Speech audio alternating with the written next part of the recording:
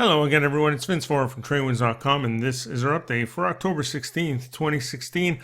Let's take a quick look at how the markets finished off last week. Well, we finished on a bit of a down note here for the week, and actually, we were up on the day on Friday, but lower on the week overall for the index chart. So if we look at the Dow here, we were up 39 points on Friday. Now, we were much higher. We were up about 150 during the session, and then pulled back. So still closed below that moving average and lower for the week. Now, we did have a bit of an upside surprise by a few banks who released positive earnings news. Still not good enough to make back the losses for the week here. We're still in that spot right in the middle of this recent channel here for the Dow. If we box this here, you can see we're right in the middle there, and momentum's completely flat. That moving average is completely flat. So the thing to keep an eye on is which way we're going to break out. Now it gets really interesting when you move to the weekly time frame and you see this bearish engulfing setup here. If you follow candlestick patterns, this is not a positive one at all. So we'll have to keep an eye on that this week. Let's look at the other charts. The S&P 500 was flat, finished up about half a point on Friday. Again, was much higher during the session, pulled back by the end of the day, as did the NASDAQ market, which finished up 0.83, so less than a point higher here for the day.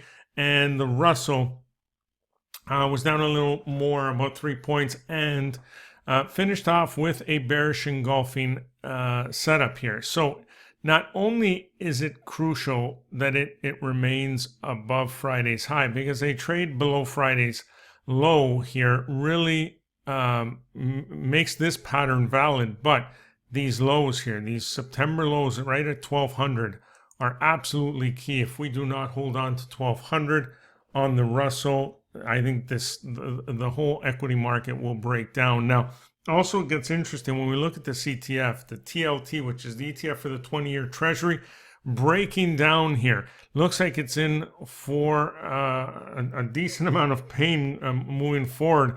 Not only did we close lower, did we gap and close near the lows, but we certainly breached these highs. And yes, there is some congestion here. So, we can hope that it holds on to this area, but it certainly looks like there's a lot of downward pressure on this on the CTF TLT here, and I think we're headed much lower in the near term. Gold moving lower by about a little over 5 points on the day. Again, it was actually lower, and then managed to pull back, still well within this recent range here. Gold has really been holding on after this these 2-3 days of some serious selling here, and it's just been consolidating sideways. So Friday's action really isn't anything to get excited about one way or the other. What's not great is the fact that we have this downward momentum here, and if we break these lows on gold, obviously we're going much lower near term. And crude was lower, but by 9 cents on Friday. Not a big deal at all. Momentum is still higher, and it looks like we're headed higher near term on crude. All right. Also coming up this week, a few big names step up to the plate to release earnings. They include Netflix, Goldman Sachs, and Bank of America. So it should be another interesting week. That's about it for now. Enjoy the rest of your day, and we will see you on our next update.